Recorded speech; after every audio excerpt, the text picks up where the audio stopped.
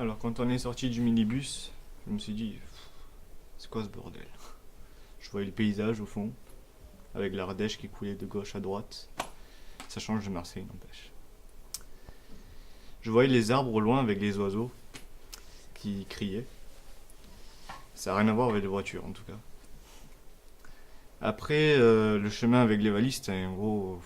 ouais, je voyais un petit tapis roulant, là, tu vois, avec, qui portait les valises, ça marche pas. Ensuite, arrivé au Vieil-Loudon, c'était une maison en pierre, en vieille pierre. Ça me rappelait un village corse, mais c'était pas à peu près ça. Avec les animaux au loin, il y avait 2 vaches, des chèvres, enfin il y avait des boucs, un peu de tout. Ensuite, à mon arrivée, j'étais au bord de l'Ardèche et je me suis rendu compte que l'eau était assez sombre. Donc, je me suis assez détendu. Ça détend, la campagne détend assez bien par rapport à Marseille.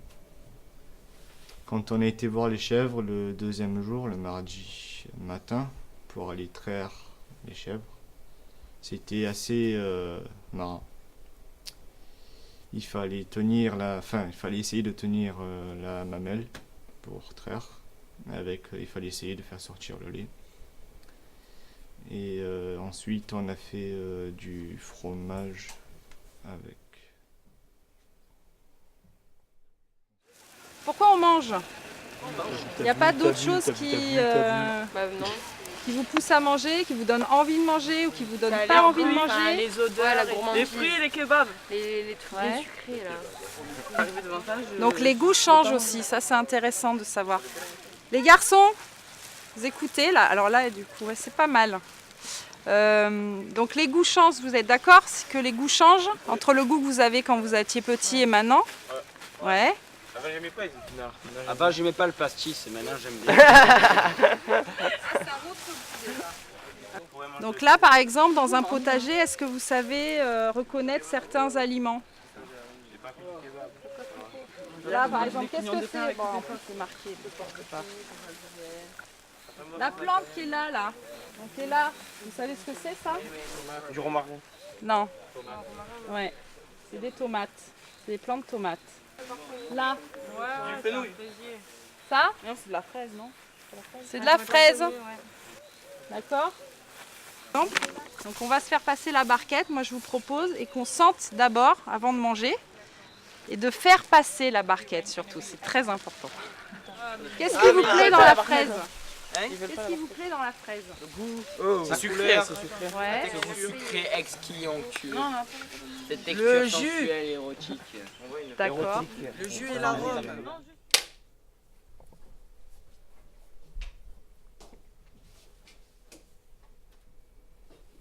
Quand on travaille dans le jardin, il faut tuer les parasites.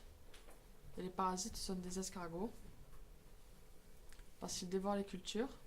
Donc les salades, les fraises, tout ce qu'on plante. Et je me souviens, une fois j'en avais trouvé plein, quand on a planté des fraisiers. Et je les avais mis sur ma main. Et la responsable du Vieil-Loudon voulait qu'on les tue. Et là, quand je ne voulais pas, je les ai déplacés, je les ai mis sur un autre endroit. C'est quoi le vivant? Allez. Quelque chose qui vit. Ouais. Qui bouge. Non, Qui bouge. Non, pas obligé. Hein? C'est pas obligé que ça bouge. Qu'il y a des cellules. Il y a des cellules et puis aussi qu'il y a des... qu'il y a des relations entre les uns et les autres. Le vivant, c'est une haie qui est tout le temps taillée, machin. Pour moi, c'est pas quelque chose qui est vivant. Par contre, une haie dans laquelle, au pied de laquelle il y a des herbes, au pied dans lesquelles se cachent souvent des insectes, qui fleurit, qui fait des fruits, qui fait des graines, qui se ressèment, ça c'est vivant. Alors Augustin, est-ce que toi tu as essayé de traire les chèvres? Ouais, moi j'ai traité les chèvres, là, les mamelles et tout, c'était assez sympa. On a pris le lait, on l'a mis dans la main, ça puait, ça sentait le mort. Et sinon, ouais, c'était un bon moment, franchement. C'était un bon moment à passer avec la classe. C'était sympa. Essaye de nous préciser tout l'art de la trail. Il faut prendre le haut de la mamelle, il faut repartir un peu vers le bas, il faut resserrer doucement. Il faut bien la caresser, faut être tendre et tu la resserres doucement. Ça, putain, tous les jours vous marchez dessus. Hein. C'est quoi? C'est de la famille des Chenopodiaceae, c'est un chénopode. Et c'est vraiment la salade qu'on utilisait tout le temps, c'est la salade provençale. C'est une plante qui est tout le temps bannie des espaces cultivés parce que c'est une mauvaise herbe, alors que c'est une plante absolument délicieuse, que mangeaient tous les Provençaux avant, voilà quoi, qui c'est qui veut goûter? Non, on l'a pas ici. Bon, alors, ce qui nous manque un tout petit peu, c'est quand même de l'huile d'olive. Mais attends, c'est normal, mais si tu goûtes une salade, ça a beaucoup de goût ou pas? Non, c'est la même chose. C'est ce que tu mets autour.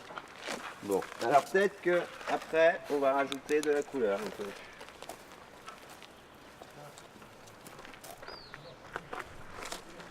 C'est vrai ça. Qui c'est qui fait le goûteur? On peut manger tout dedans? Ouais. Même la tige. Empoisonner le coquelicot?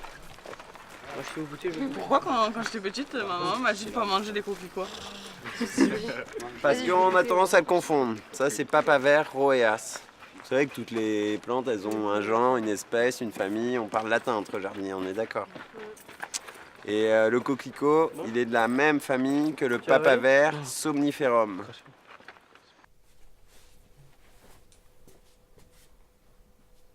Action. Alors, nous avons fait du beurre.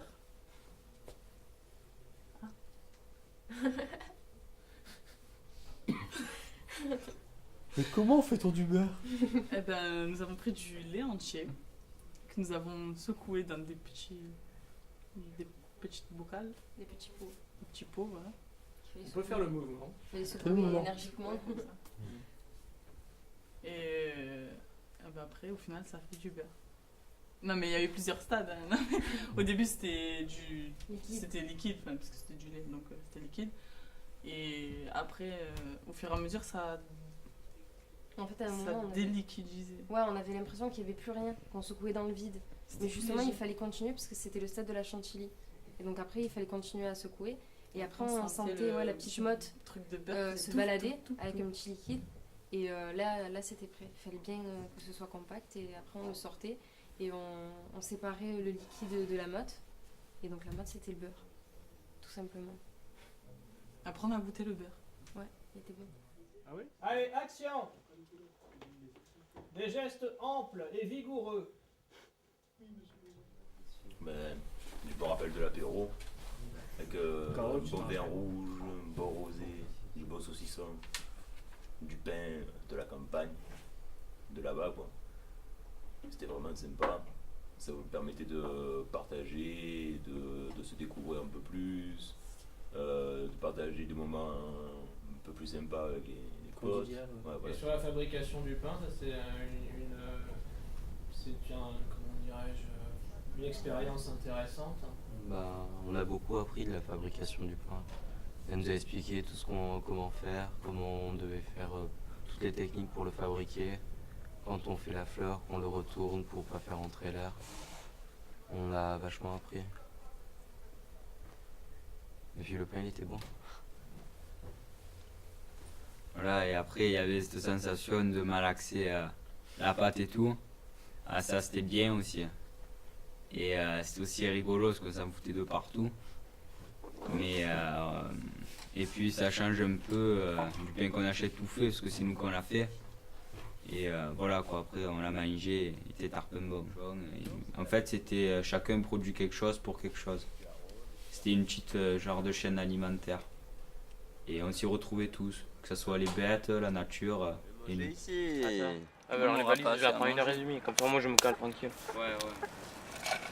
C'est chaud? Est-ce que vous voulez continuer une poule? 1h30? Quoi? J'ai pas, non, moi après manger, je prends mon temps, après je me casse. Est-ce que vous voulez qu'on tue une poule? Non. Non, Oui, on voit non, que- non, on la non. tue. Moi, je veux bien Sérieux? voir. Bah ouais, mais tu bouffes de la viande et tu tues pas d'animal. Mais moi je trouve ça hyper respectueux d'assumer le fait de bouffer de la viande et donc de savoir avoir des œufs, des poussins, de faire grandir tes poules et de savoir les tuer. Et d'en faire une fête plutôt que c'est d'aller au mieux supermarché, d'enlever le machin, tout ça.